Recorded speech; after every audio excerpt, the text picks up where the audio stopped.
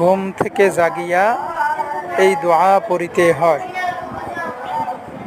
আলহামদুলিল্লাহিল্লাযী আহিয়ানা বা'দা মা আমাতানা ওয়া ইলাইহিন নুশুর। আমি আবার বলছি, আলহামদুলিল্লাহিল্লাযী আহিয়ানা বা'দা মা আমাতানা ওয়া ইলাইহিন নুশুর। আমরা সকলেই এই দোয়া পড়ব এবং বেশি বেশি